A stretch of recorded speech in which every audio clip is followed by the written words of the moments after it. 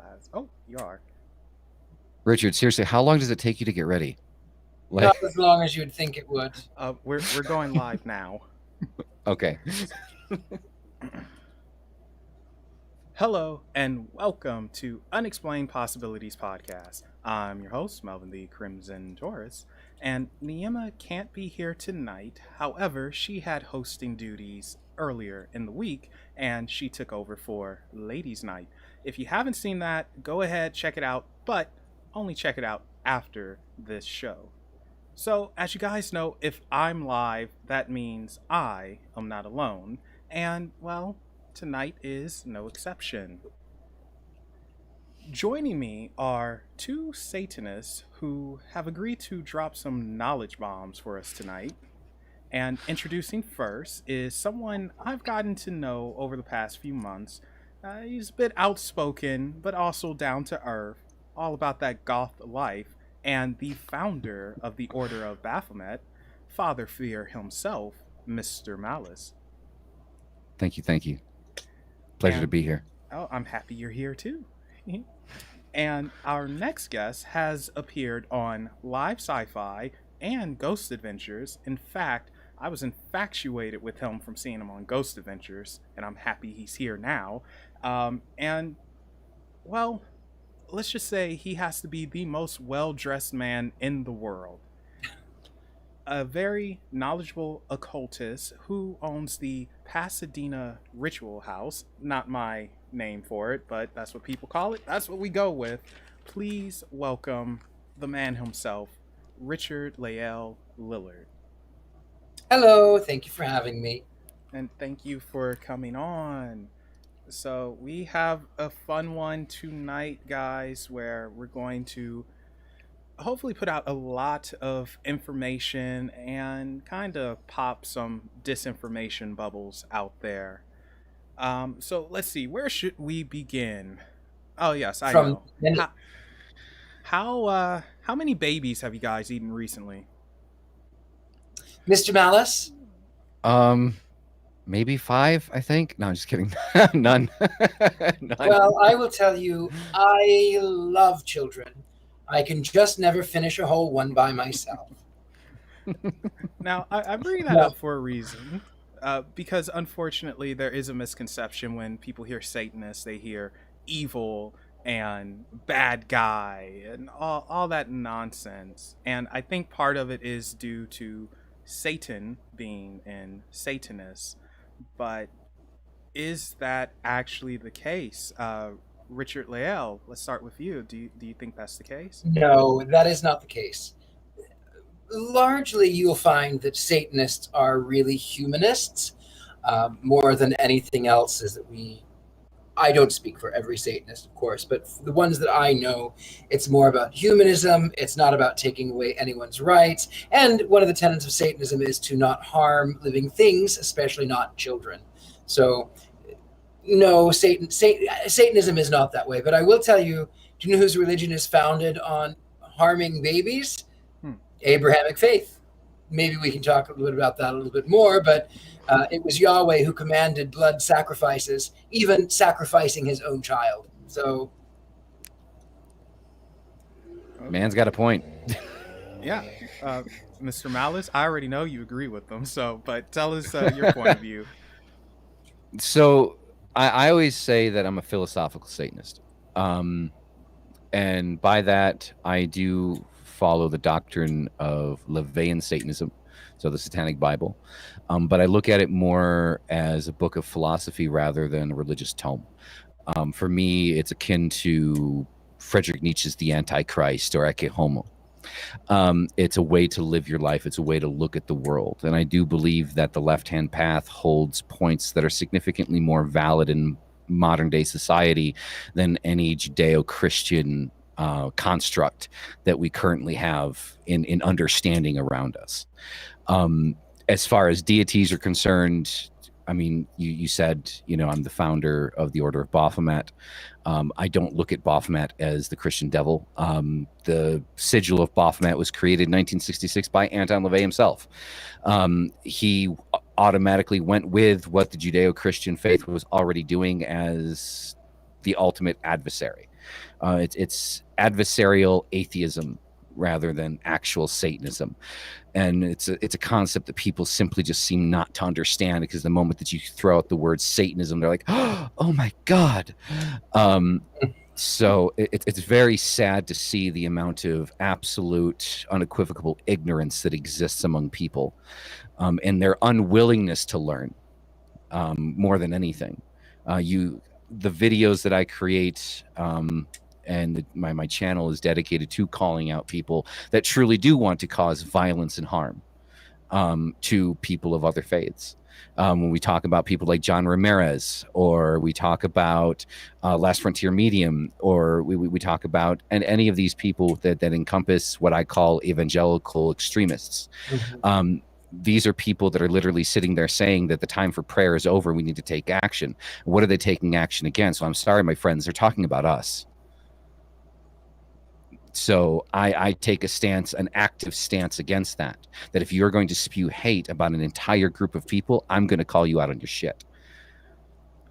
Now, so, yeah. That is a bit of a double-edged sword too, though, because you do have a large group of people who's saying that one side is the more hateful side, and we need to end them before they end us.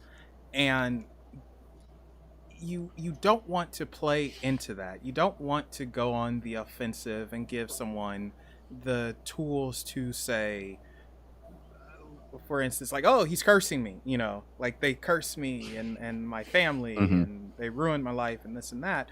So how do you go about defending yourselves in a way that doesn't give someone on that other side, the extremists, ammo?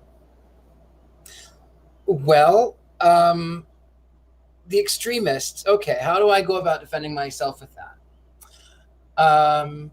First of all, I am bold, and I say what I say, and I do what I do, and I mean, my car is Mr. Satan, which we talked a little bit about before the show.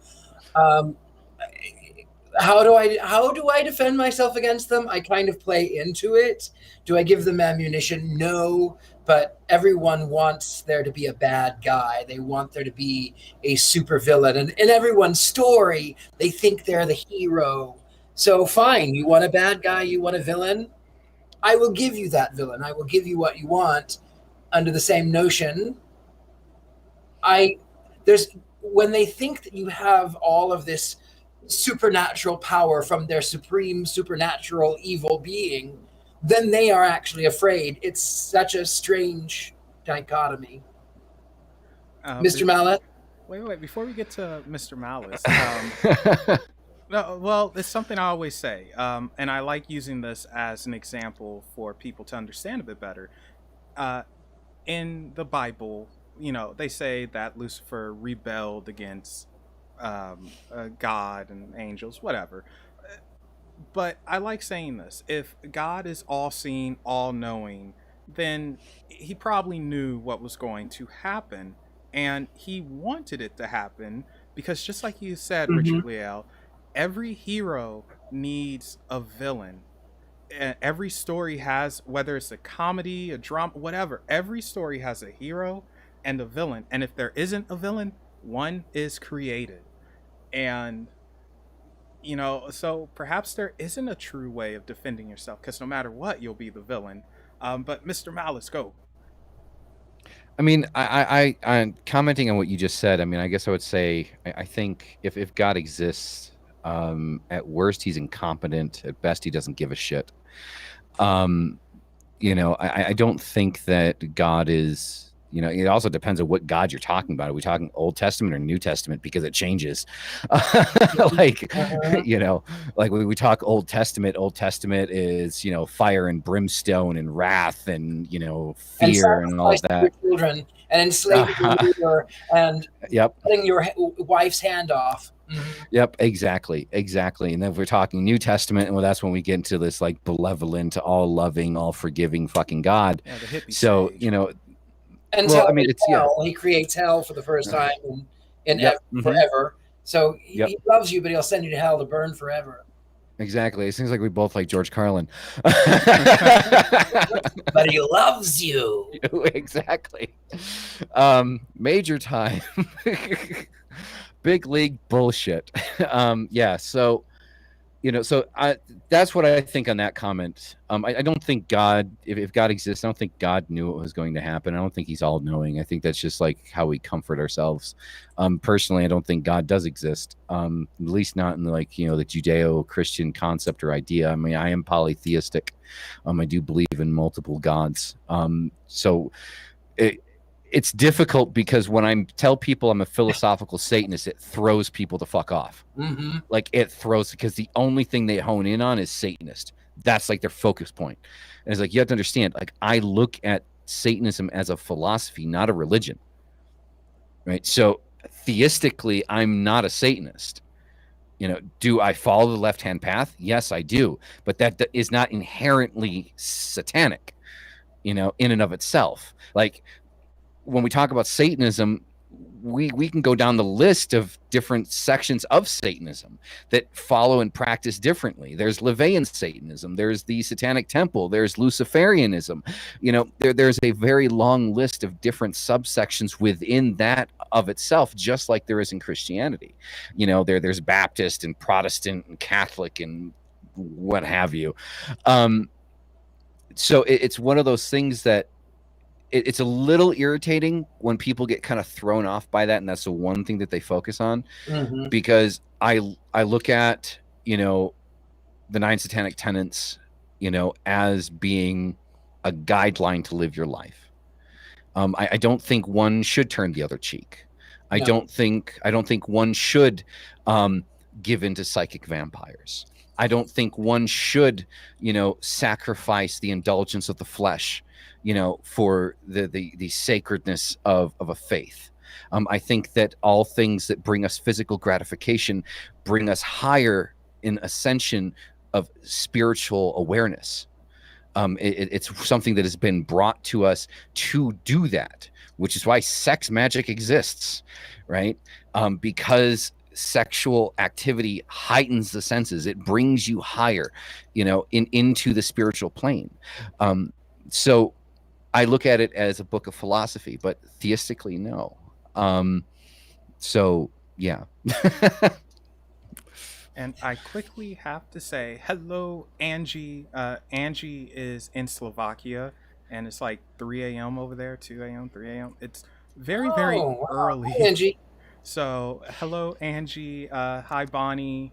Morning Star. Hello, Ziggy. So, just want to say hi to everyone. Oh, and hello, Jenny. Just saw you popped in. So, okay. Now, what exactly led you down this path? I'm going to start with Mr. Malice for this one. Mr. Malice, what led you down this path? What led you to become the philosophical Satanist that you are today? Good question. So I had a bit of a mixed bag growing up. So my mom's a witch. I guess you could call her, best term would be hedge witch. So she's very into herbal magic, things like that, herbal remedies, things of that nature, working with fairies and the like. And so I was brought up with those ideas. My father, on the other hand, was Catholic. So yeah, complicated dynamic, to say the least. So I was exposed to kind of both sides of things. Now, the left-hand aspect of it came much later. I felt that this idea of love and light, funny I say that, this idea of love and light in the world, I felt was just like absolute bullshit. It's not that I surround myself in negativity. It's not like that at all. But I think that the balance, like true ascension, comes from balance. And in order to achieve balance, one must not be afraid of the light or the dark. The example that I always give people as an understanding is let's say in your yard, in your front yard, your backyard, wherever, you have this one random, absolutely beautiful flower. And in the daytime, the light glistens off of the petals. And it brings you such joy and happiness to see that flower every coming day. You don't hate the night because the darkness of the night takes away the vision of the flower and the glistening petals. We understand that the night for us brings regeneration, rejuvenation, rest, okay? The ability to become new again, the ability to heal. We understand this about the night. We don't hate or call the night inherently evil. We understand that the night or the darkness has its own place and its own way of existing. And again, when the day comes, we enjoy the view of that flower, because that flower hasn't gone away. The beauty is still there in the night. Just because you can't see it doesn't mean it doesn't exist.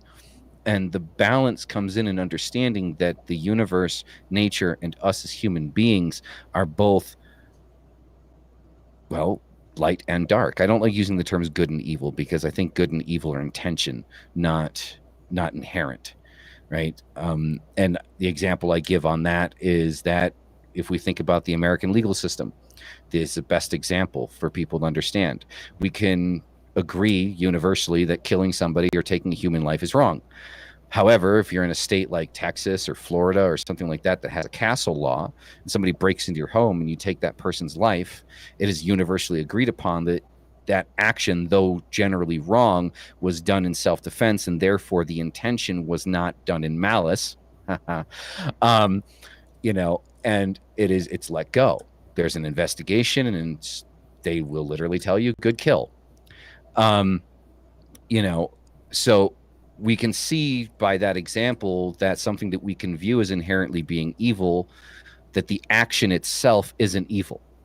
The intention behind the action is what dictates the definition of good or evil. Because if I'm trying to protect my family, if I'm trying to protect myself, that's not evil. That's survival. And that's what we're all trying to do. So the idea of slapping light and dark with good and evil being inherent is just ignorance, in my opinion. Light and dark exist simultaneously. Nature is both peace and chaos, and it is within both peace and chaos that exists balance, which is why I started the Order of Baphomet. Baphomet is balance, male, female, chaos, peace, everything simultaneously at the same time as it exists in the world around us. So to say how I became this was understanding that I needed balance, that I couldn't pretend that I was all love and light and happiness when I wasn't. I needed something that reflected both sides of me. I'm not an evil person. I'm not a bad person. Do I like the macabre? Do I like the dark? Of course I do. Very much so, especially classically. But I needed something that reflected both sides of myself, and the left-hand path does that. As far as Satanism is concerned, that was just a catalyst. That was like the introduction to the left-hand path. And as you begin to kind of understand it, you begin to understand that it is simply a philosophy. For many, I know that some are theistic, and that's perfectly fine. But for me, I very quickly learned and understood that it was more philosophical than anything else, especially when you look at the premise of how it was created. So hopefully that answered the question satisfactorily. Good enough. But I will pray for your soul, Mr. Malice, and hope that God and baby Jesus enters your life, because clearly you need it. Well, I mean, we're going to end up eating baby Jesus between Richard and I, you know, so. Yeah, we will. You know, why not? Well, that's how you stay youthful. You know why gay men and women love Jesus? Because he was hung like this. Oh. I forgot about that joke. Yeah. Anyway. Richard-Lael, how did you get on this path? Become the gentleman psychic. Yes, I am the gentleman psychic. I think I'll get to that in a minute. I think the first thing really is to talk about how I got in onto the left-hand path. But I want to expound a little bit, Mr. Malice, on what you said about light and dark, if I may, for just a second. So what I always do, what I explain to people is that I'm an artist. I paint, I draw, I sculpt, I do these things. And when I have an art show, people will come up to my canvas, this two-dimensional object, and they'll touch it because they expect to feel wood grain or metal or carvings, and it's a two-dimensional object. It's not three-dimensional at all, but I'm able to, with the paint, with the light, with the dark, to fool the eye, to trick the eye, to make you see what you need to see. So real power exists in walking in the darkness but holding the light. So if you are in the dark, you can't see, and everything is what it is, exactly what it is. There's no pretense, there's no lying. The darkness is exactly the truth. The light contorts and it bends and it makes things that are farther away seem closer together. It makes things look older that are younger, vice versa. But if you walk in the darkness, then you'll stumble. But if you walk in the light, you'll be blinded and you can't see anyway. So you walk in the dark, you hold that light, you command the shadows. So that's sort of my painting analogy, is commanding the shadows. Now, how did I become the gentleman psychic? How did I become the Satanist on the left-hand path? Well, I grew up in a Pentecostal church. I don't know if either of you are familiar with Pentecostalism. Somewhat. Yep. So my mother's family was from Atlanta, Georgia, and my father's family was more in the Midwest, but they were all very evangelical, and you'd go to the churches and shambla di hasi lodi blah blah blah blah blah blah, all of that stuff, right?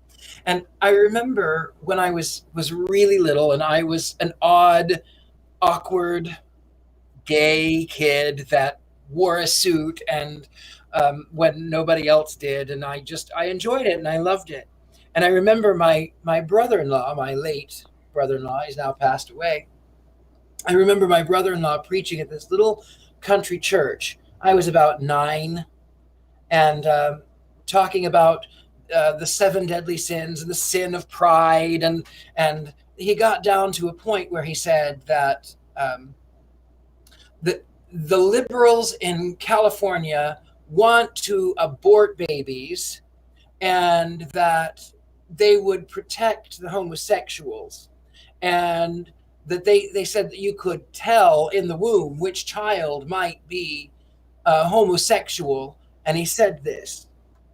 He said, "And I have a thing for you liberals." He said, "If you want to kill babies, and why don't you kill the gay ones?" I was like 9, and I remember that from all of those years. And I went, what is this? Why?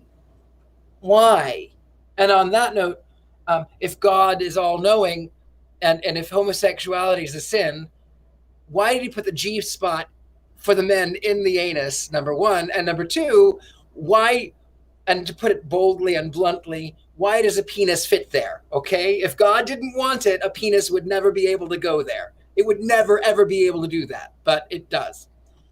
Anyway, so how did I become? So I went to, I ended up by going to Europe, where I played Freddie Mercury, and I was in Vegas. I was a singing blackjack dealer, and then I was in San Francisco, and I went, I don't believe in the Bible. It's abhorrent. And then I discovered Anton LaVey, and I went, oh, that really speaks to me. I'm a Satanist. That's what I am. I'm satanic. I'm the left-hand path. I am, as you said, Mr. Malice, to paraphrase, something along the lines of, it's the nemesis. It's extreme sort of anti-theism. Adversarial. Atheism. Yes. Yes. And that's how I became. Now, the gentleman psychic, I've always been a little clairvoyant. I think it's a genetic trait that everyone can have. You just, it sort of dates back to our ancestors, where we're only given like 3 seconds. And is this going to go that way, or is it going to go that way? Oh, it's going to go this way. Okay, 3 seconds. That means that you would be able to eat because you had that ingrained in you. So taking it as far as you can, it's just a matter of insight. But specifically, the name of the gentleman psychic. When I was starting professionally, one of my reviewers said, "He's a gentleman and a psychic," and I went, "Oh, yes, that's what I want." So that's what I am: the gentleman psychic, Satanist, all of the above. Okay, that works. I'm just the Crimson Taurus, so you know. But That works too, man. It's all good.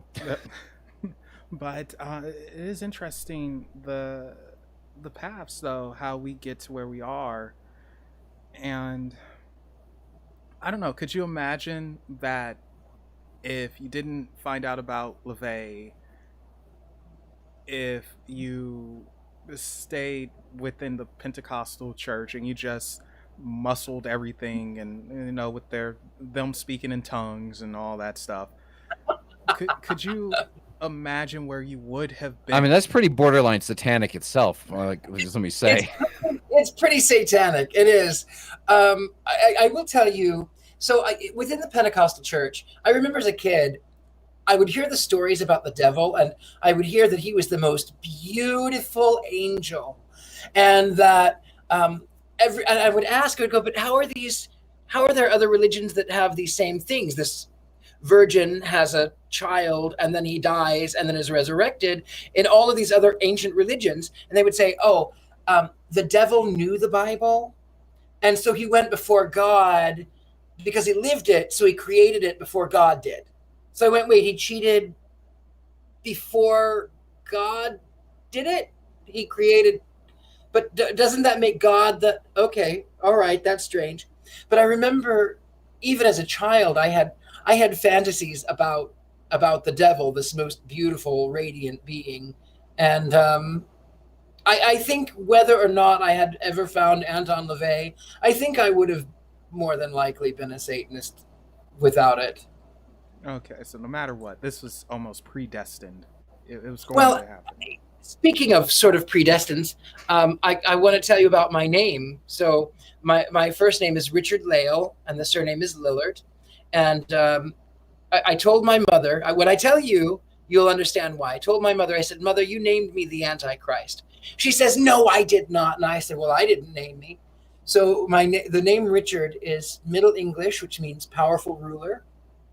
The name Lael is Aramaic, Lael, and it means chosen of God, but specifically the horned god of the Middle East, El. And then the surname of Lillard is a derivative of Lolard, which means heretic, witch, opposer of the faith, accuser of the brethren. Spreading the word of Satan. So we finally meet. Wow, that's actually pretty funny and amazing, huh? And you also have a painting of yourself as a devil, which I love. I need one of those. I need one. You told me I need one of those. If Mr. Malice, you should. If I told you, I'm going to. Should I tell you that? Should I tell you how I came about having a portrait of myself as the devil? Please do. Okay, I shall. So I was living in Hollywood, California, and it was before I moved to Pasadena. I was living in Hollywood, and I was bored out of my mind, and so I got dressed as the devil. And I put on the horns, and I went for a stroll, and my friend says to me, wait, this is amazing. You have to let me take your picture. And I said, no, it's really stupid. No. She says, no.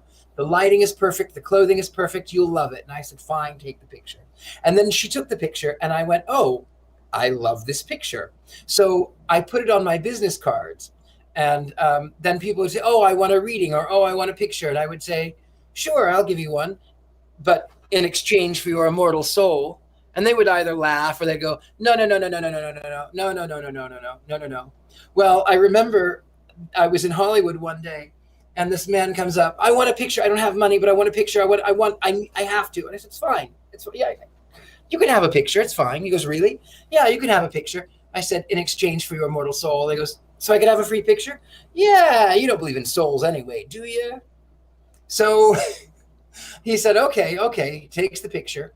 And then he came and found me about a week later, and he threw down $100. He says, please, can I have my soul? Please, can I have it back? And I went, Luxor, Buxor, burst and burn. Okay, you can have your soul. Which It was just because it made me laugh.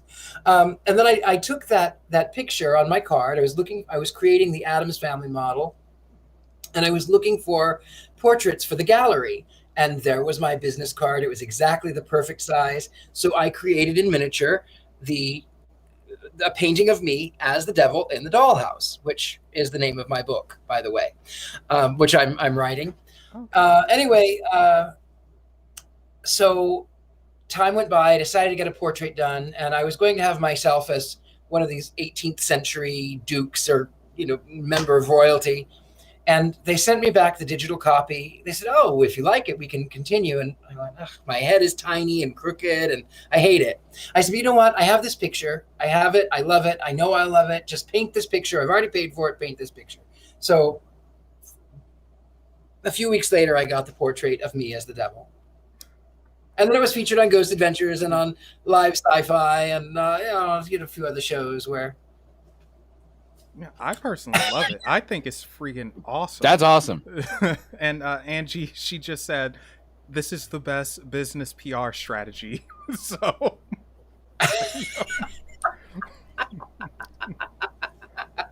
Yeah, I need to get me one. But yeah, I think it's freaking awesome. Like, I should have added a picture of that so people could see it on stream. Sorry guys, I wasn't thinking. Oh, here, I have a picture of it. of it. Yeah, you gotta show this. Like, it is just so cool, and it's something that when I first saw it on Ghost Adventures, I was just drawn to where I paused it and I was like, that is awesome. Because it's fabulous. Because I don't see it as you being someone who's an egocentrist or narcissist, and like, I see it as someone that's just having some fun, and it's fun. And kind of messing with people. I mean, and that's kind of well, when you dress like this every day, you kind of have to be bold and do it anyway. Yeah, but oh, come on now. You have the most awesome attire. Like, if I could, I would dress like you every single day. Well, except for when it's hot. But I wear it even when it's hot, because here we are. Let me see if I can pull you up here. There we go. There it is. That is so cool. Yeah, it's very Latin American-esque. It has that vibe to it. Mm-hmm. It is a little bit. Anyway, that was me as the devil. So the reason I actually started, there's two reasons why I started dressing the way that I do. When I was a little boy, when I went into school, I thought that meant that I was going to wear a little uniform with a little crest, and I was going to wear little short trousers. And I thought in my weird 5-year-old mind that that's the way that people went to school. And my mother said, "No, you can wear it for picture day, but you don't get to wear a suit every day because I'm not going to pay for the dry cleaning." And I went, oh, that's not the way it happens? Like, that's so weird. So time went on, and I was that weird big tooth kid, and I tried to fit in, and they would tease me. So I learned even then that if they're going to make fun of you, they're going to make fun of you anyway. So it's sort of like, look at this, don't look at this. Like, over here, don't. It's so I could control. They would look at my clothing, and they wouldn't look at the fact that I was a weird, effeminate, flaming kid, they wouldn't. So that was why. But now I go, you know what? I really just like it. I don't care what people think. I dress for me now. I don't care. I'll wear 50 pearl necklaces, and I don't care. Flavor Flav can wear a clock. I think you can wear some pearls, so you're good.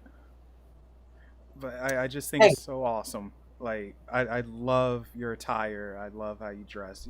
It's just so cool. And Malice agrees with me. We said the same thing. It's just awesome. 100%. Like, when I first saw the first video I saw of his, I was like, God damn, that is like on point. So, yeah. It's part of the brand.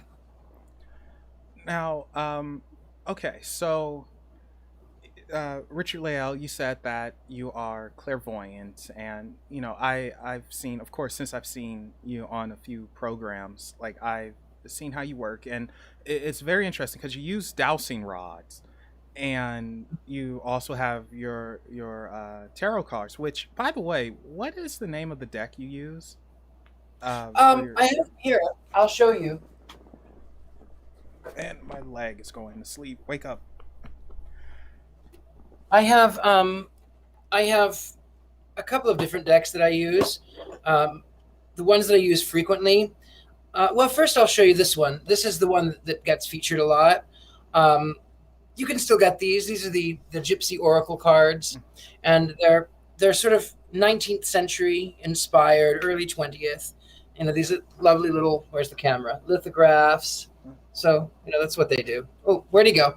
Oh, he'll pop back in a second. Anyway, so that's what we've got there. My second deck is the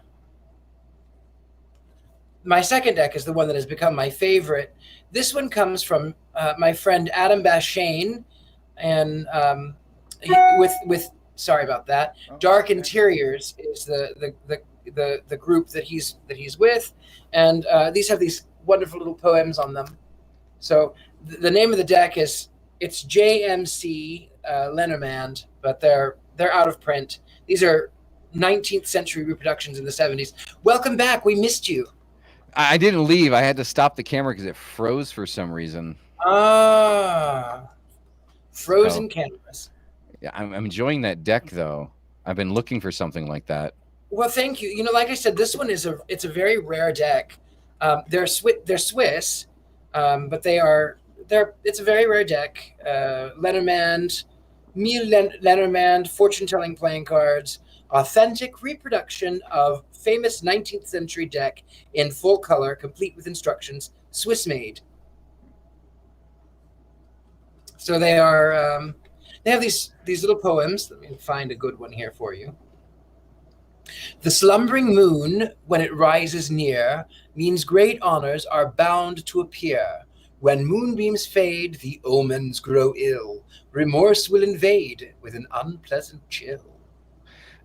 Can I just say that was a very lovely cadence? Thank you. Like, a lot of people don't understand that when you're reading poetry, your cadence when you're reading poetry is so unbelievably important. It's the difference between it sounding like jumbled words and actually having an emotional impact. Mais oui. And Mr. Malice, you do tarot, but interestingly enough, you do it in a different way. You do shadow readings, and that would be my primary right now. And you claim to be not psychic or clairvoyant or any of that. Not at all. Which I don't know. I think we all have a little bit in us. It's just sometimes it may not be quite at the surface, but I think it's something there. But anyway, can you tell us how you do your shadow readings and what deck you use? Well, first and foremost, as far as the deck, it kind of changes depending on my mood. 9 times out of 10, it's always an Oracle deck. The primary that I use is the Dark Mirror Oracle, which is specifically targeted towards shadow readings, which would be this one right here. It's the Dark Mirror. I just fell in love with it when I got it. Prior to this, I used the Fairy Oracle. But I just know people, right? So I'm very logically based. Yeah. So I'm the type of person that I can sit in a room with somebody for 5 minutes and I can tell you about that person within the first 5 minutes of me meeting them. And that's not spiritual. That's scientific. That's called cold reading, right? Mm-hmm. I'm able to read somebody's facial expressions, their body language, just basically all the little nuances that a person kind of gives off that they don't even realize that they're giving off. That's not spiritual. That's science. And it's been proven through the CIA and the FBI. And you're taught that when you go through those programs, like how to read a situation, how to read a room, and how you should act within that room. That's not spirituality. That's not mysticism. That's science. It's psychology. Now, as far as reading the tarot, I've kind of obviously grown beyond that because I do it on stream, so I don't even see the person I'm reading. But I attribute that not to being clairvoyant or being psychic, but to the very fact that I do believe that there is a universal energy that connects us all together. Like whether people like it or not, the trees, the birds, the rocks, the insects, the animals, everyone on this planet, everything is connected. The planet itself is a living organism. You know, and that's a conversation for another day that I could go for an hour on. You know, and so the thing is I don't attribute myself to being psychic. I just attribute myself to being able to read that energy pattern to the person that's focusing on me. Why? Because you are focusing on me, and therefore I can feel that coming into me, and I just read what I see. That's it. I put the cards out and I read what I see. And as far as shadow readings are concerned, is I think that, you know, the poppy bubblegum concept of you're gonna get married and have a big house and 5 cars and here's your pool and shit, that's not what people need to hear. Like, people need to hear where they're fucking up. That's what people need to hear. People need to hear how to fix their shit, right? So what I do is I focus on telling you the shit that you're fucking up on and where you need to fix it. And which is why I'm popular with some people, but the enemy of many others, because people don't like the truth, because the truth fucking hurts. I'm with you on that. You and I are very similar, I would think. I do too. I mean, obviously I'm very 90s goth, but you know, like you like I'm 90s goth too, but like 1890s goth. So exactly. And I'm just some rainbow somewhere else. So, and we need rainbows too. So Angie has a question for you, Richard-Lael, and it is: how did you discover your psychic abilities? Judging from your upbringing you had with the church, it was probably hard finding yourself that way. You know, it really wasn't as difficult, because in Pentecostalism, they believe in a lot of woo that mainstream Christians go, that's kind of satanic, that's kind of evil, that's kind of witchcraft. So, you know, they have this thing in a lot of Pentecostal denominations where they call them prophets. And the prophet has come to me and said in the name of the Lord. So you can know things, and it's a gift from God, right? So that was not so difficult. How did I discover it, though? I was an odd, observant, strange, weird, awkward kid. And my father went into the emergency room. He had Guillain-Barré. He was put in hospital, and he was there for for probably 5 months or better, and slipped away into a coma, and he was in really bad shape. I was 4, almost 5, and everyone would ask me, well, what do you want for your birthday? And I said, my daddy is coming home for my birthday. And they would go, oh, bless, poor little dumb kid. You don't know your daddy's actually dying, poor thing. And my father died before my 5th birthday, and then he was clinically dead, but he was very much alive. And that's another story in and of itself, but he came home the day and the night before my birthday. And I sat there coloring, and my mom said, well, honey, aren't you excited? Your daddy came home. And I looked up and I went, I knew he was going to. And then I remember saying, and I'll have him for 20 more years, maybe a little more, but 20 years I'll have my father. 20 more years. And then he died the day and the night after my 25th birthday. Wow. So, yeah, that was, how did I know? I just knew. It was one of those things. It was observance. Yes. It was understanding a little bit of energy. Like my father would be out working on the car, and he'd go, where? He was left-handed. Where is that wrench? Where is that wrench? And I said, it's in your pocket. He says, no, it's not. I said, no, it's in your right pocket. No, it's in my right pocket. Oh, okay. So I was just a weird, observant, strange kid. And it was just one of those things where, whether it be spiritual or not, I just knew these things. You know, that's something I think we have you said strange, and I think that's something we have to stop saying about ourselves. We're not strange. It's not strange. It's different. Yes, Yes, we are. it's unique. Yes, we are. We're strange. No, Strange is a good thing. Like it's not we've though. taken, but we've. I think. I mean, and Richard, tell me if I'm wrong here, but I think that, much like the movie The Craft, we've taken terms like weirdo and strangeling and or darkling or whatever obscenity somebody might use to kind of describe us, and we've flipped it on its head as a term of endearment. I'm if you call me strange, like, I'm proud of that. Like, I don't want to be like everybody else. I want to be me. I agree. I don't want to be like you. I mean, Crimson, I mean, I love you to death, man, but I don't want to be like you. Like, I want you to be you, and I want me to be me, and I want us to meet in the middle and be happy about that. That's all I want. You know what I really want? I want to be able to wear whatever I want to wear and let everyone wear what they want to wear. And then I even at home when I'm working on my car, I will put on a suit and tie, even if nobody sees me. I see me in the mirror. I dress for me, and I want everyone to dress for them. I want people. Oh, well, I feel unaddressed. No, don't feel unaddressed. It's 120 degrees outside, and I'm wearing a 3-piece suit. Why? Because it's slightly crazy, but I enjoy it, and I want to be able. I'm wearing a $150 pair of bondage pants that nobody can see, but that's not for other people. That's for me, and, I have to say this real quick, but Curtis just asked, why doesn't Melvin ever swear or curse? Well, Curtis, we've had that I'm conversation. Strange. So there we go. Good. Good. Be strange. Own that shit. Like, I mean, there's nothing wrong. Look, I have no problem. I'm 35 years old and I dress like I'm 22.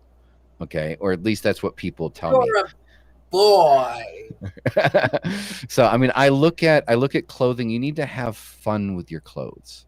You need to have fun with that outward sense of expression, because witchcraft in and of itself isn't just about the magic that you do at the altar, but the magic that you do with yourself and how you manipulate yourself to feel proud and happy in your own skin, whether that be tattoos or piercings or clothing, whatever that may be.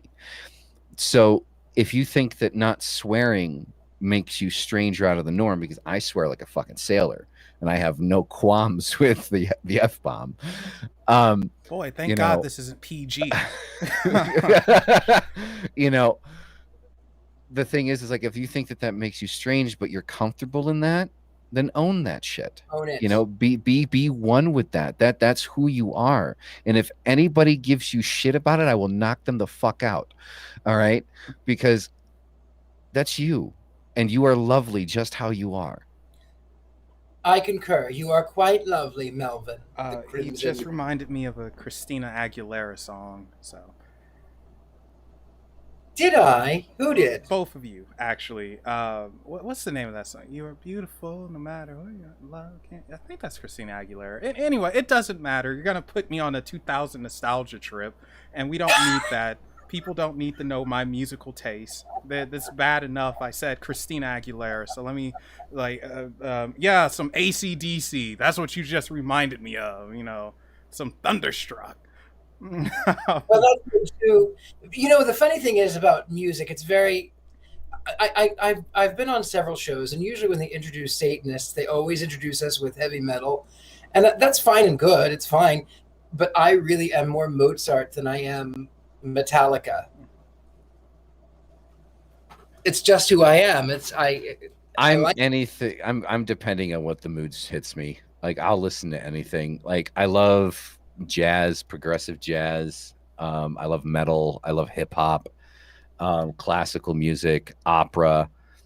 I will sit there and I will sing word for word the entire Phantom of the Opera, when played.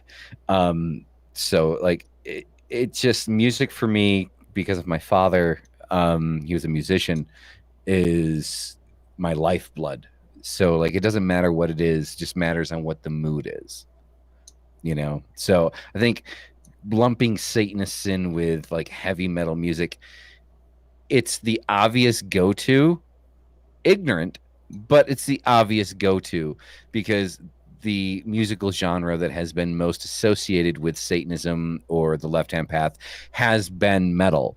But I think you would find that, especially with most Satanists, I think with like what Richard said, most that I know are actually quite more into jazz and classical, Mozart and Beethoven and things like that. And I think there is a place of power in that because you're drawing from history, right? You're not drawing from, modern ideas. You're drawing from something of your own past.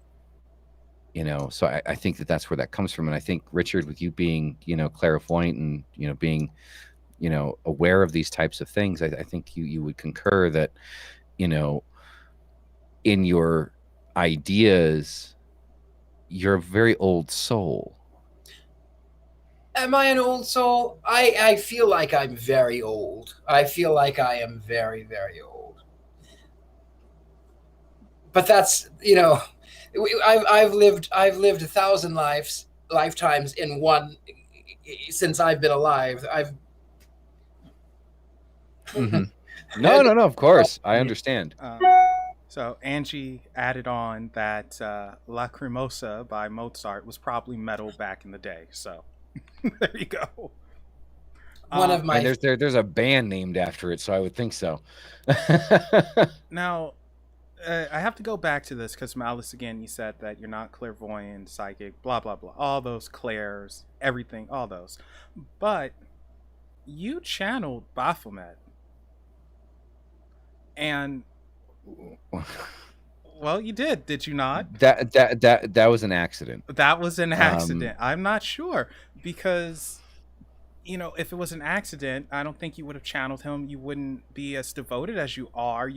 We would not have the Church of Baphomet. You wouldn't speak about him as passionately. The Order of Baphomet. The Order of Baphomet. Excuse me.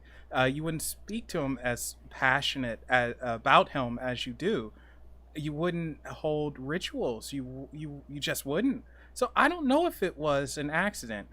Perhaps it was unintentional at that time, but I do think there is some type of opening. I'm devoted to balance, and Baphomet encompasses balance.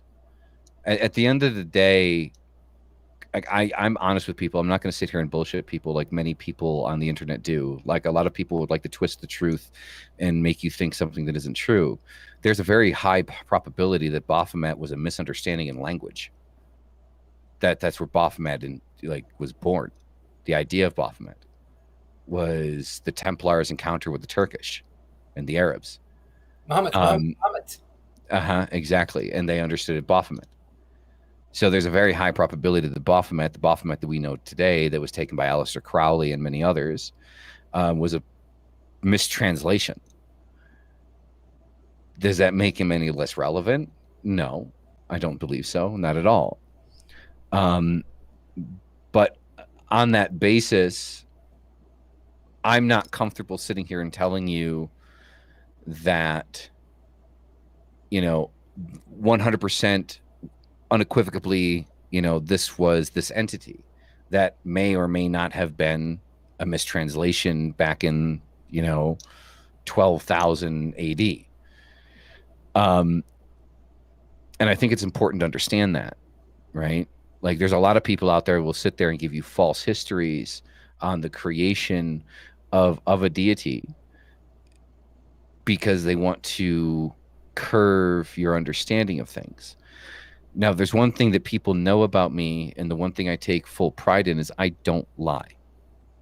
I will never lie. Not because I can't, because I find it apprehensible to lie. It's disgusting. Like, I don't care if it's a white lie. No, I won't do it. Does this make you look fat? No, yes. you look beefy. You look beefy. I didn't lie, right? and it's one of those things that maybe that comes from, no, it's not maybe, it's definitely, we as human beings are the sum of our experiences in our lives. That's what we are. Your brain is the sum of the experiences in your lives. And with that, there was a very large portion of my life where people that I held very close and of high esteem perpetually lied to me and broke promises. And because of that, I will never make a promise that I can't keep. I will never use the word promise unless I am 100% unequivocally sure that that promise will come true without a shadow of a doubt, which means that I very rarely, if ever, use the word promise, because life happens and there's always some potential for something to stop you from doing what you want to do in the future.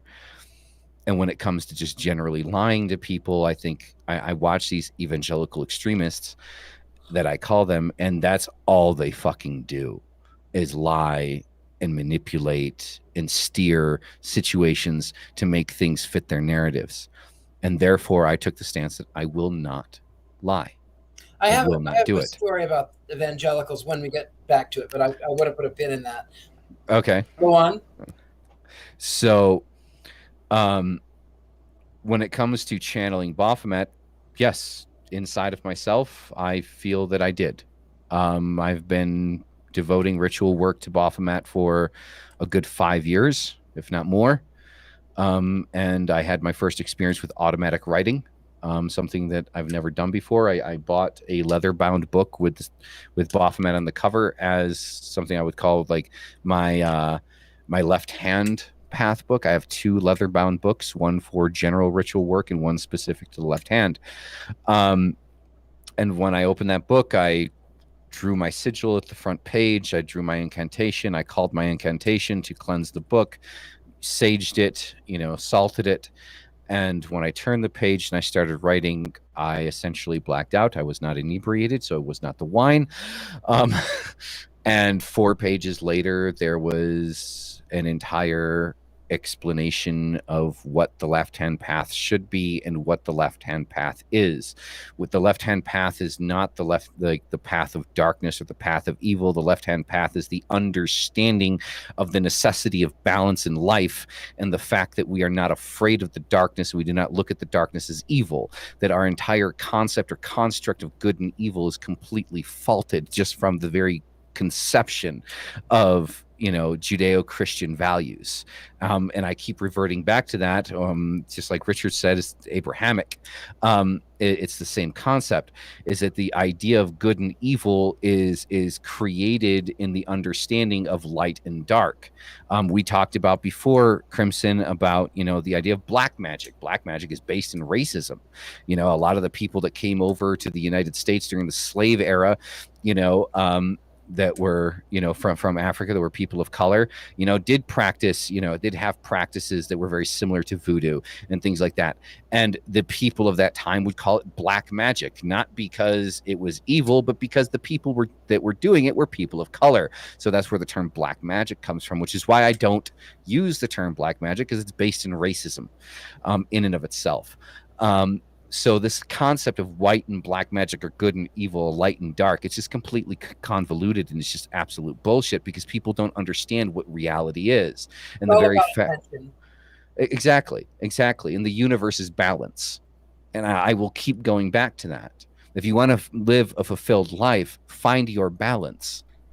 Now, balance isn't 50-50 necessarily. It can be 60-40. It can be 40-60, whatever. The mathematical idea of what we hold as balance doesn't apply to spirituality or occultism, right? It's what is necessary, what is needed at that particular time. You wouldn't say killing an intruder in your home is balance, but it maintained balance in your home. So to maintain balance is to be in balance. I don't know if that makes any sense. Before we go to Richard-Lael, Angie asked a quick question. And I'm about to butcher a name, but she's saying that if Baphomet's name was a misunderstanding, mistranslation, does it mean that Baphomet we know today is egregor? I think I said that right. Egregore. Egregore. Mm-hmm. So created in error. It basically is energy that is given power. That it can be other energies that sort of then mass collectively becomes a thing because people have put energy towards it. Exactly, which is why the whole concept of that TV show, for example, I'll give you guys a TV show so everybody can understand more easily. I think it's called American Gods. Its entire basis is based on the idea that if you believe in it, you give it power. And that's 100% true, because at the end of the day, one of the things that we understand in the left-hand path, and Richard, correct me if I'm wrong, that the power comes from within. The power that we have comes from within. It comes from within ourselves. It's power that we've always we've always had. Oof, grammar. And the thing is when we use an entity or a deity, its purpose is to focus that energy. My focus with Baphomet, again, is balance. I think that one of the things that many people on both sides of the aisle here keep missing is that balance. Everybody wants to be 100% light, or everybody wants to be 100% dark because it's fucking edgy, and it's like, you need to live in a balance between these things, because you're both light and dark. You've thought about kissing somebody and loving somebody and holding them and, feeling that passion with another human being. But you've also thought about smashing somebody's fucking face in. So the thing is you are both light and dark, regardless of whether or not you act on these ideas or these desires that you have inside of yourself. You are both good and evil, light and dark. You are both things. You cannot attribute yourself just to one, and to do so is folly.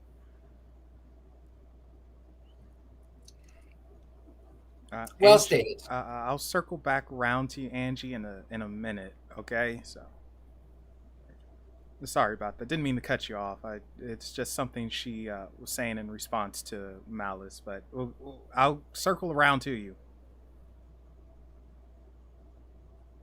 Okay, what were you gonna say? I'm done. That was my rant.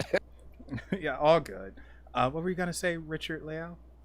Well, I was going to talk a little bit about something about the lies of the televangelists and the Joel Osteens and the Benny Hinns, and I was reminded of right before my father died, when I was 25. He would watch Fox News and the Westerns channel and the Church channel, and there happened to be a time. It's kind of a funny story. It ends up being funny. So I don't know if you're familiar with Benny Hinn. Anybody? Yeah, maybe a little, maybe not. Anyway, Benny Hinn is a Canadian minister, a televangelist, and he's a multi-millionaire. I don't know how many millions he has now. Maybe he might be a billionaire by now. I don't know. But he's a multi-millionaire at least. And he has this thing where he'll take off his coat and he'll swing it into the audience, and he'll have everyone what they call slain in the spirit. And they all fall down and they shake under the power of God, and supposedly. Sounds like Black church. Well, it actually, funny enough, is that Pentecostalism was founded on Azusa Street, California, in Los Angeles, by a man of color in 1909. Just so you know. All just right. So you know. Makes sense. I've been to Black church. Pentecostalism is a black church. It really is. No matter what, it is still a black church. No matter what. Yeah, you could go ahead and say it. I mean, like, we know. So. It's very much like that. So Benny Hinn would do this thing. He'll knock people down, and everyone will shake under the spirit. And then he'll have this moment where he has the pastor's corner. So the camera will come in real nice and tight like this, and he has this accent, and he says, "The Lord sees you right now. He just tells me there is a person sitting in a wheelchair who has a problem with his left leg. And the Lord, he says to me, right now, if you reach in your pocket and pull out $10 right now, that the Lord says you can send me $1,000, and this is going to go to help me buy a jet airplane so I can spread the gospel of Jesus Christ. Lord will bless you, Lord will bless you, Lord will bless you. All of this, right?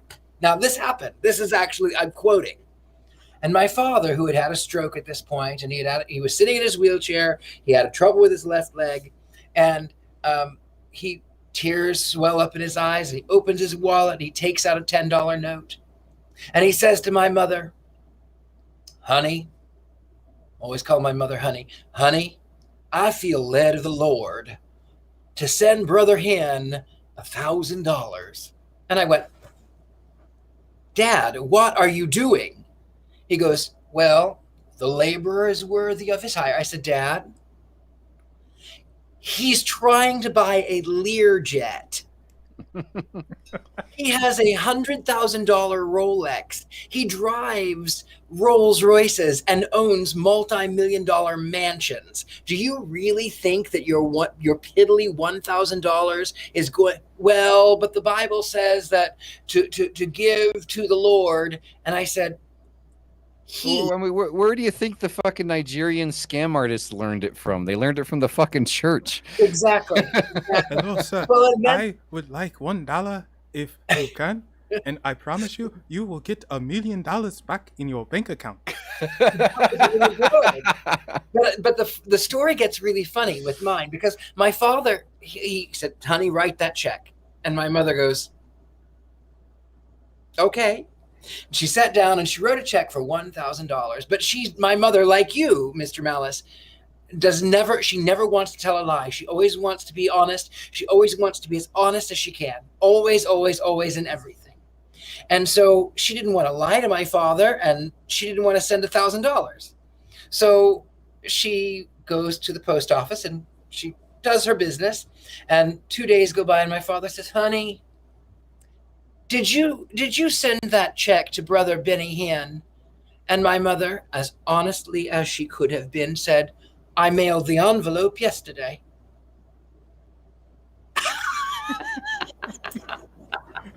That's brilliant. Smart woman. Very smart woman. She didn't lie. That is fun. Just merely manipulated the truth. Yeah, nothing wrong with bending. Richard-Lael, actually, Bonnie had a question for you, and then I want to jump on something. This is a good segue into that, if I can find her question, because we have a very active chat, which I love. Okay, here it is. I have a random question for Richard-Lael. Does he still have the seance table / room? Because I need that. Well, I have moved. I am no longer in Pasadena. I'm now in the East Coast. I'm actually in New York now. So, but I do offer virtual ones. That is a possibility. What part of New York you in? I'm in Long Island. Oh, okay, so you're in New York. I'm from upstate. Well, I lived when I left Los Angeles, I lived in a little town called Wassaic for a little while, and it's about 2.5 hours north of the city. Mm-hmm. Yeah. Are you more north than that? I grew up in. I have no problem saying because the fucking sticks. I grew up in a very small town called Pennville, New York. My mother has 165 acres of land. Well, now it's 65 acres, but it was 165 acres, and then the state took 100. So it's a long story. I'm not even going to get into it. So, because apparently where part of her land was, there was a wildlife reserve, like station, like in the middle of it.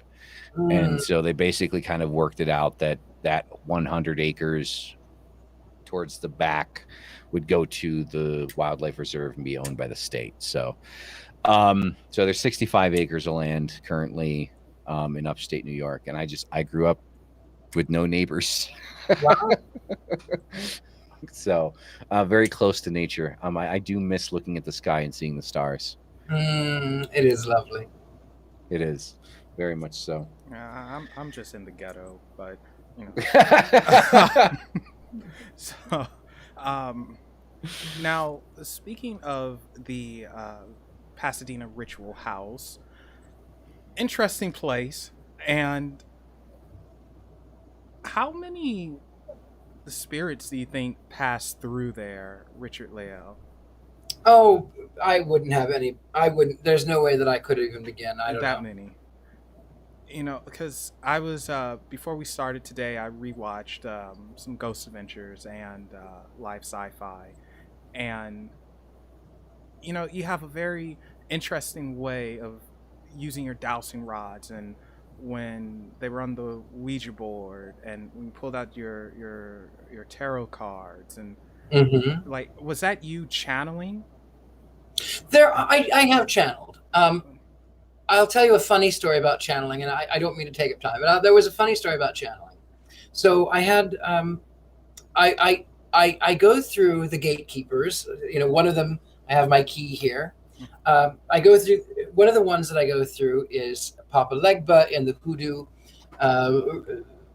sort of pantheon, Mhm. and these ladies came over. They wanted to contact their grandmother, and they'd been to my house several times, and then they come over and they go, "Wait, is it black magic?" And I went, "No. I mean, do you have dark intentions? Because no, I don't believe in black magic." Well, no.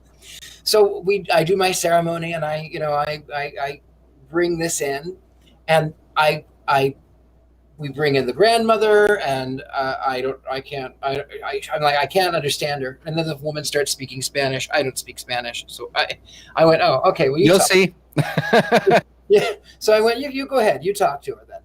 And we got up, we left. The woman cried. She's, "Thank you, that was perfect." And I go to sort of settle down and come back to myself, and my friend Chad sent a text, "Hey, can I come over? I've got 5 people. Can I come over?" And the next thing I remember is, "Sure, come on over." And then after that, there were just flashes, and I was not drinking, but I was making certain that everyone else was. And as well dressed as I am, my collar was all off, and my face looked crazy, and in the pictures. And Chad was going, "This is really weird. I've never seen you like this. This is so weird. It's so weird. It's so weird. I don't know why it's so weird. It's so weird. I don't know." And I told him, I said, "You will awaken at 8 o'clock in the morning, feeling refreshed." Like, it was this constant. It was weird. It was very weird. So at 3 o'clock in the morning, I finally come in. I go out the double doors, and I come back in, and I go, "Get the fuck out, get the fuck out, get the fuck out, get the fuck out, get out, get the fuck out." And they were like, "What? Well, this is not the gentleman psychic. This is not Richard-Lael. This is not like this." So he tells the story that they go to back out, and I am between all of the rose bushes, like peeking out. Oh my And gosh! then they leave, and then the next morning, what I remember was I wake up, and there are champagne bottles and wine bottles and glasses everywhere. And I remembered, I went, "Oh yeah, Chad was coming over." And then I sent a message. I said, I call him Chadwick. I said, "Chadwick, about last night." He goes, "You were really freaking me out. It was really scary. I don't know how it was really strange." And I went, "Yeah, about that. I may have been possessed, maybe a little, maybe I might have been. Sorry about that." So it's one of their stories now. They talk about. I would like to experience something like that. So, see, for me personally, I believe in reincarnation. I do believe that there's something here where we're here to learn something. and I look at the soul as a battery. So scientifically speaking, so everything that I think, or my philosophies and my beliefs always go back to a root of science, because I do believe that science exists in a way to help us kind of understand the paranormal, right? So we know that scientifically that one, you cannot remove matter from the world or from the universe. It merely changes form. And we also know that you can't remove energy, right? And energy doesn't dissipate, it just changes form, hence electricity, right? So I've got a circle light on me right now. If I turn it off, it doesn't mean that the electricity isn't there anymore. It's just changed form. It's no longer coming through. It's still there. We also know that our brains operate and function along with the nervous system with electrical signals. And for as much science as we have, we don't fully understand where the electricity actually comes from that powers the brain, because we know that it is a significant amount of electricity that is powering our bodies, a significant amount. And I look at the soul as a battery. I believe that, for example, past life regression is imprinted images of a past life onto the soul. You as a person, as you are now, that's your brain. That's your experiences in this life that make you who you are. It's not to say that you can't have contact or a vision of your past life, but the entire story is never going to be there. It's imprinted images of extenuating circumstance that get pushed onto the battery. So when we are reincarnated, your soul goes into another body, and you are now a new person, right? You have no recollection of your past because your soul doesn't operate that way. Your soul doesn't operate in memory. It is pure energy. And that's where the electrical signals come from. That is my interpretation.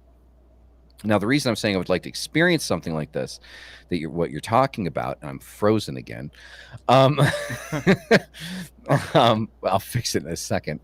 The reason I say that is because it's not that I don't believe in spirits, but my current understanding of spirits is residual energy, not the actual person, but a residual identification of the person that was, but not that person. So, for example, that's why responses are limited, right? Responses aren't, full conversation, generally speaking, right?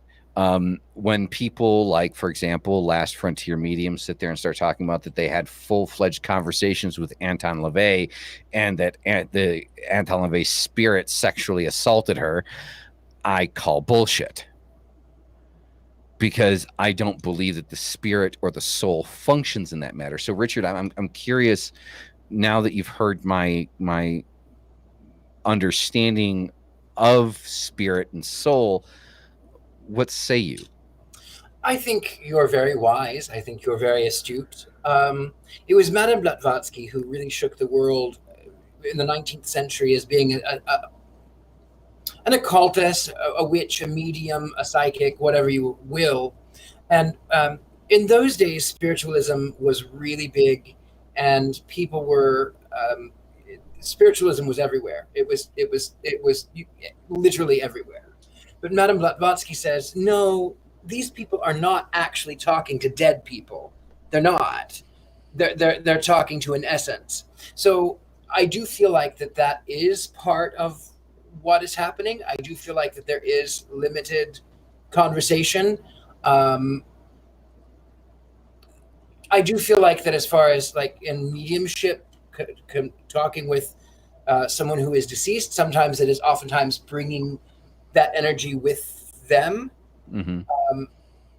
Their memories are what I pick up on. Their images.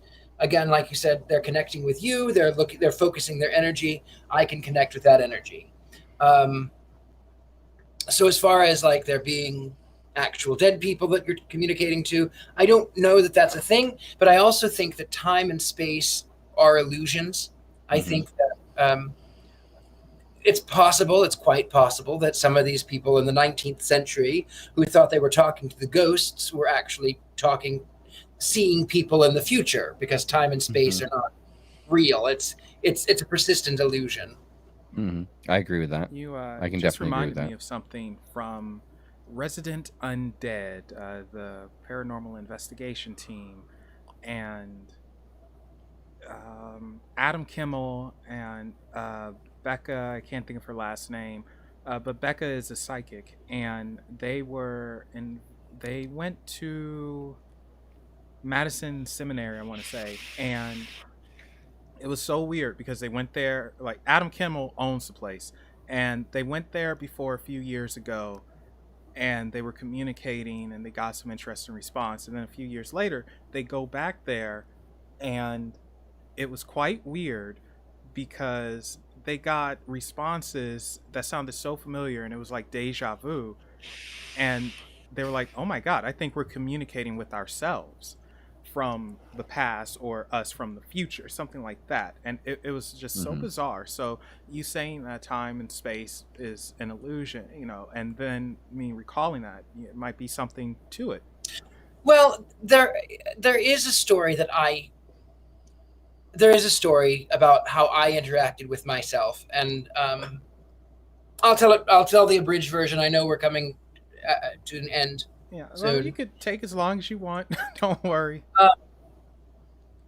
So before I was born, my mother was swelling internally. She was bleeding internally. The doctors tried to get her to have an abortion because she could die. She could have died. I could have died. We both could have died. And my mother said, "Well, let me go think about it. Let me go think about it." And she went home, and she had a bowl of oranges by her bed. That the smell of citrus was the only thing that could ease her nausea. And she sits there at her home, and this woman comes in, and she's wearing this long red flowing gown with long dark hair. And the woman says, "His face." My mother knew it was about me, and she says, "What's wrong with his face?" She says, "His face." She says, "What's wrong with his face?" "His face. What's wrong? Is he ugly? Is he deformed? What is it?" And my mother tells the story that the woman told her, "The glory of God shines all over it." And my mother went, "Oh." And then she thought, "Who is this woman in my house? That's very strange." So she opened her eyes. She looked around. She said, "Okay, was it a dream? I don't know. It was very strange." So when I was about 8 or 9, I got up, went to the bathroom, and I came back. I didn't dry my hands off. My hands were still wet. And I get in the covers, and my toes went numb. My toes, and then my hair stood on end, and it crept all the way up my shins, my knees, all the way up. And I scratched my leg to try to make certain to try to wake up. I went, I need to wake up. This is weird. It's asleep. And the duvet, the covers, ripped out of my hands and folded to the foot of the bed, and by my ankles, I was ripped out of the bed, and I was held in the air, and I was shaken violently like this. And I couldn't talk. I couldn't. Now, was it sleep paralysis? Maybe, maybe not. I don't know. But I couldn't talk, and I could see my brother asleep in the bed, and I couldn't get his attention. And then I called out for help. Nobody could hear me. And then I called out. In those days, I was a Christian. I was raised Christian. I called out to God, and I went back into the bed. The covers went back up under my arms, under my chin, and I looked to the window. And this mustachioed man that years later I thought was Freddie Mercury, because I played Freddie Mercury. Years later, but I look in this window, and there's this man with a mustache who climbs in the window, and he smooths out his mustache to kind of look and see what's going on. A few more years go by, and I bit my arm trying to wake myself up. Bit the arm. And then a few years went by. I moved across the hall to my sister's bedroom, and I was teased daily. I was 15 about, and I went down to that hallway bathroom, and I looked in the mirror, and I cried to myself that in the darkness, I was like everybody else. Why in the light was I so different? Why was I so strange? Why was I so pale? Why did I have such big teeth? The litany goes on. And I went back to my bedroom, and behind the door was a big antique silver mirror, and I drew around my face a big circle, and then I drew a big X with my finger, and I lit these red candles on either side in these sconces, and I looked in that mirror and I said, your mother should have aborted you. You should have died in your mother's womb. You should have died. You should have been dead. You should have already been dead. You should never have been born. And if you were going to have been born, you should have died when you were happy, like 9. You were happy when you were 9. Why not? Why couldn't you just die? And I went to bed and I cried myself to sleep. And then obviously I didn't die. I didn't. And then about a year ago, I had this dream. And in the dream, there was somebody being shaken violently like this, and I couldn't quite see who it was. So I went out the door and out the back door and climbed up in the window, and I smoothed out my mustache while I was trying to see who was in what was going on. And there was this woman in red. She was comforting 9-year-old me, and she looked up at me and she says, you did this. And then 15-year-old me says, no, I would never. No, I mean, I did, but I know, I mean, I would never. She says to him, but it's his skin under your fingernails and it's your teeth marks on his arm. You did this. And then she hugged me, us, and it was sort of this feeling of healing. Now, did I interact with myself? Who knows? It feels very much like I had interacted with my past self. Mm-hmm. In that moment of anger and self-hatred and loathing and whatever it was, the inner child was healed from that point. That's powerful. Yeah, definitely. I mean, I don't have words for that. I've never had an experience like that. I think the strangest experience I had was one night I was doing a tarot reading. And it has nothing to do with past selves or anything like that, but I don't consider myself a medium, nor will I ever. I'm a psychic, but I used to be a psychic and a small, but I gained some weight. Go on, I'm sorry. No, but it's good humor. It's good humor. So I was doing a reading, and they were asking about someone else, right? So, and it always kind of irritates me when people ask for a reading for someone else. So it's like I have to kind of like do fucking hopscotch, with who I'm connecting to. But apparently this is somebody that passed away. And I felt a very strong kind of like presence around me. No idea what the fuck it was, but you know what I'm talking about. Like you feel it, like it's there. Like it's like, all right, what is this? And I was like, all right, fuck it, let's do it. And so I bowed my head, I turned off the music, turned down the lights, and I focused on the presence that was around me. And then I just started saying shit. Like nothing weird, no tongues or anything like that. But things that the person I was doing the reading for understood. Mm-hmm. Like they understood the reference, the point. The problem was that for at least 2.5 hours after that, I couldn't get them out of me. Yeah, I understand that. Like they wanted to stick around. They were stuck. Like they kept trying to fight through, and it's like, nah, the reading's done. Like whatever this is, it's over, right? And it wouldn't go. And it was like about 2.5 hours that I was sitting there. I couldn't do another tarot reading. Like it was 2.5 hours, and I was like, I'm never doing that again. Because whether it's lack of experience, knowledge, or what have you, having your body taken over, I do believe is not an impossible feat. And I think if you don't know what the fuck you're doing, much like I didn't know what the fuck I was doing, it's quite easy for you to allow something in and then it not to leave. Yeah, that's true. I believe in that. So after about 2.5 hours, that presence was no longer there. I haven't felt that presence since. But that was the first and only and last time that I ever tried to do anything medium related, because I couldn't kick it. I just couldn't. I couldn't do it, and I was like, that worried me, because I like having control, especially like when it comes to working within like the occult and the spiritual side of things.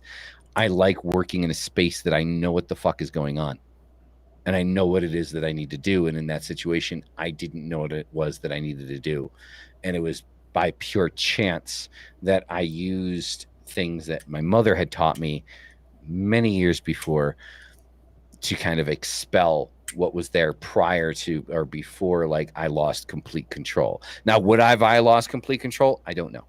Like, would have it been a full-on possession? No fucking clue. Can't tell you, right? But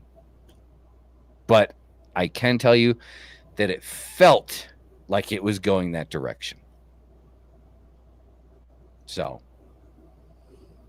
that's what I can say on that particular topic. Like, nothing is extensive or detailed or as eloquent as you, Richard, but experience nonetheless. It's experience. Yeah. Normally I don't share stuff because I just don't. However, I would like your opinion on something, Richard-Lael. And this happened, no, I'm sure Angie will tell me. She'll know before me, ironically. But maybe 2 years ago, or maybe it was last year. I don't know. Anyway, I'm a person who can't remember their dreams. Like, very, very, very rare. And I'll never forget this, but I had a dream, and I remember seeing, like, wording scrolling down, and it was white lettering, and it was like a computer screen just scrolling, and I remember specifically the words steeped in light, and that's all I remember from that. Just the white lettering scrolling down like a computer screen or a phone screen or something, and steeped in light. And then not too long after that, had another dream, which all I remember was like a cone of light, a white light over me, or something like that. It was weird. It was almost like you're looking at things from the third person's perspective, but you're also first person. And I remember that cone of white light. It was just a giant thing of white light. So any opinion on that? Well, as far as the white words scrolling on the black background, I've had that. I've had a similar experience. Mine said white goat. There's more to the dream. I'm not going into it. Okay. Steeped in light. Okay, so steep. It's like tea. It's like you're dipping it. It's not. You're not brewing it. When you brew tea, you put it in there. It all comes together. When you steep a tea, you take something foreign and you place it into the hot water, and then you let the essence absorb. So it's sort of like it's like tea. It's like a tea bag. Oh my gosh! Show that cup again. Oh, that is awesome! I love that. Thank you. Moustache cup. I was just having some tea before having. Well, everything fits the motif. It does. So I would think though that Mr. Crimson, that it is. I would think that it is about absorbing some of the light, especially if you were going through a hard time in your life. That's what I would say. Okay. All right, I will take that. And one last thing, because this one makes me think I'm crazy. But have any of you ever had this type of experience to where you quite possibly saw an angel? And I know when we hear angels, it's like, oh look, it's the feathery, handsome people. But in this case, I was speaking to someone on video chat, and over my right shoulder, in the view screen, I saw a face, and I think it was his name's Raphael, not Archangel Raphael or nothing like that. We're not going Melinda. But I saw him over my right shoulder, and I was like, and it's one of those things where it's like, did I just see that? Did I just see that? And the person I was speaking to saw me react, and she was like, what happened? And then I got my pendulum, and it's jumping around like crazy. It's like, was that you, Raphael? Was that you? And he's like, yeah, it was me, and all of that. And I'm hoping it's not my own energy causing it. And I don't know. I'll never forget that. But I wouldn't know. I've never had an experience with angels. I would never think there were angels. I've had experience with energies that seemed like they were very flesh and blood, that may or may not have been there. But would I call them angels? I wouldn't call them angels. Well, I know. Yeah, it was you, I think Angela. I just didn't want to say your name, but you just let the I think I think angels. So the idea or concept of angels and demons, I think that what we would consider angels exist more of in a physical plane than a spiritual one. I think that people play the part of both angel and demon. I think what we view as being angels or demons has been very convoluted over the years. I don't believe in demons or devils, and nor do I believe in angels. I do believe that people can play the part, much like a play, into being the angel or the demon, much like Richard and myself. To many, we are the demons. We are the devils. We are the scapegoats. I keep cutting you off, Richard. I see you want to say something. I'm sorry. Go ahead. Go for it. Richard-Lael, but that's okay. No, I was going to say, as far as people go, yeah, angels and demons exist. People, interdimensional beings, possibly. Like I said, I've encountered things that I went, wait, did that person know that person was? Did that person? Am I that crazy person on Hollywood Boulevard screaming at people that are not there? I know that feeling. So maybe it might be an interdimensional being, or it might be a sunspot. It might be a lens flare. It might there's also a thing. I mean, I don't know. There's a lot of I don't know is a perfectly acceptable answer. Yeah. I don't. Well, I mean, it is. Yeah, this is called Unexplained Possibilities for a reason. Because there is so much unexplained out there. And well, the thing was, I think the important thing to understand here, I'm sorry to cut you off, Crimson, but I just want to throw this in here. I think one of the things that's extremely important for people to understand is when we start talking about terminology, we start talking about the semantics that we use when we talk about these things.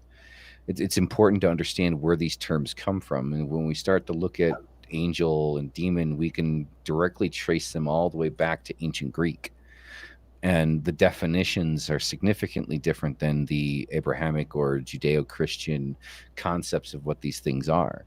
A demon is just a guiding spirit, and an angel is a messenger. And both were sent by Zeus in the light of positivity to help a person grow.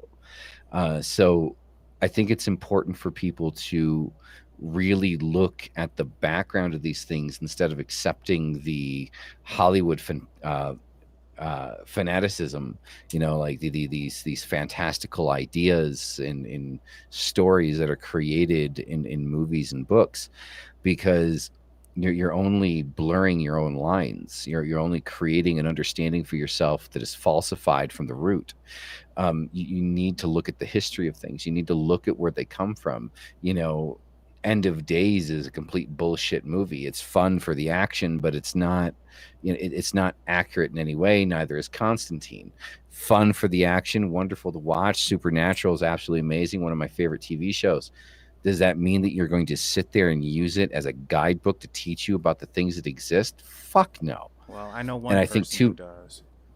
Yeah, well, I think people do that far too much because they want to believe in something that is greater than themselves, and that's fine. You can believe in something. I believe in something greater than myself. I give dedication to a deity that I have openly said is potentially a misunderstanding of vocabulary. Again, I'm not going to lie to you. I'm not going to sit here and tell you that Baphomet is some supreme ancient being that existed prior to this concept, because he's not. Our written history of what we have understanding of the history of Baphomet is that he was a misunderstanding of fucking vocabulary. Does that stop me from devoting time and energy to ritual to him? No, because Baphomet encompasses what it is that I'm trying to reach for myself. What you work with as an occultist, and understand the definition of an occultist, is it is essentially a person looking for the truth, looking for a deeper understanding of the world around them. That is what an occultist is. An occultist is not inherently evil or a devil worshiper or a Satanist. An occultist is a general term of somebody that's looking for a deeper truth, a deeper spiritual understanding of the world around them. And being an occultist, my work is of that direction. And for me, Baphomet encompasses that direction, because what is it that I'm looking for? Spiritual, physical, and emotional balance. And Baphomet represents that. It is a manifestation and representation of the thing that I want to manifest inside of myself. And that is where that comes from. And I think that people jump on these buzz terms so quickly, angels and demons and black magic and white magic and good and evil, that the whole scene is completely convoluted with absolute bullshit, that it's hard to kind of start picking out what's true and what isn't true. And I think people need to start doing their own research instead of jumping on the bandwagon of the first person they think is the most accurate or offering them the best fucking deal. Because at the end of the day, when you sign your soul over to the devil, it's never actually the devil. It's the asshole next to you. I can agree with that. So we're gonna come. We're pretty much about to end, but I do have to say that I was not a believer in angels at all until freaking Raphael. It's something that it's hard to explain. It'll take too long. So then you do to mean explain. so you do mean the archangel then? No, I don't mean the archangel. He actually says, "No, I am not the archangel. Don't call me that." He's not even an angel, because I learned that there are different types. There are. If we look at it as clans, this is how, just for my understanding, you have the Christian angels, view them as a clan. Then you might have the Enochian angels clan, even though the Enochians might not actually be angels. They might be something else, but whatever. And then you have the Watchers, of course, and most of them, they rip their wings off, and it's like, no, forget you. And then you have whatever the heck Raphael is, which is a very neutral energy. And I wish Bonnie was here, because she felt that energy, and she would better explain. In chat.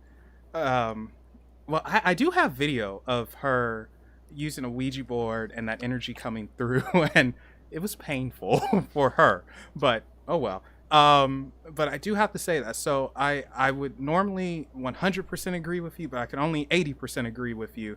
But yeah, I am definitely now a believer in angels, and I have to say, understand what angels are. Again, going back to definition, semantics. Okay, understand what angels are historically speaking. Going back to the ancient Greek, which is roughly around the same time as Latin, Gaelic, all of that. They're messengers. Now, they're not messengers from necessarily God, but they're there to bring a message. That's what an angel is, right? That when we go to the ancient Greek term, and the reason I'm not saying is I don't remember the pronunciation of the actual term that was used in Greek. But the ancient Greek term is it literally just means a messenger. Yeah, well, that's what an angel is. So enough, that's what he called him, a messenger of gods. Which is what he said he was. An angel of hope in some ways. But I have to say, hi, Ken Allen from the Wizard's Table, and we're gonna have to have a part 2 of this and get you on, Ken, because I think you would add a lot to it. And Richard-Lael, one last question for you from Curtis Joseph, and we'll close on this. And it is: have you ever experienced ectoplasmic phenomenon? No, that's an easy one. No. So yeah, easy close. So there's your answer, Curtis. But yeah, thank you guys for coming on. It was awesome. Thank you, Crimson. Thank you, Mr. Malice.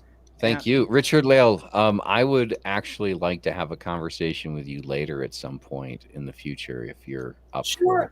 Yeah, absolutely. You can send me a message. I'm pretty good with messages. Yeah. I usually answer. Awesome. Richard-Lael, where can we find you at if someone wanted your services or just wanted to see Mr. Satan? Well, I'm really easy to find. I tried stand up, but I found I made more money on my back. Oh. Anyway, you can find me anywhere. I'm really easy to find. The Gentleman Psychic, thegentlemanpsychic.com, the Gentleman Psychic on Facebook, Instagram, Twitter, YouTube. You can look for me, Richard-Lael Lillard, Richard, Lael, and then Lillard. I'm really easy. I'm everywhere. Okay, and those links are in the description, guys. And Mr. Malice, where can folks find you and, curse you out for eating babies? Well, I mean, that's dependent on the platform. So it's either Mr. Malice, as you see it here, with an I. On some platforms like Twitch and IG, I have it with a Y because the name's already been taken. It's not Meister, it's Mr. So yeah, that's YouTube, IG, Tumblr. Pretty much, if there's a social media platform that exists, I'm probably on it. That does not mean that I'm active on it. I'm most active on YouTube and Twitch. Making the move to be 100% YouTube currently.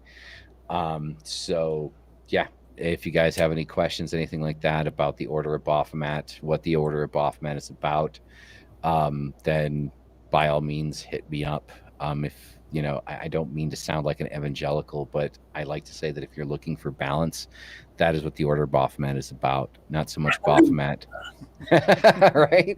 Not so much Baphomet himself as an entity, but rather balance in your own life and finding that balance with any entity that you want to work with. Okay, and you guys, be sure to follow Unexplained Possibilities on Facebook, Twitter, Instagram, and Reddit. Those links, as well as links to Mr. Malice, can be found in the description below. So thank you guys again for coming on. It was awesome. Thank you everyone who chatted away and joined us. This was the busiest chat we've ever had. So thank you so much. And remember, guys, there are things that go bump in the night. Go ahead and tell them hi.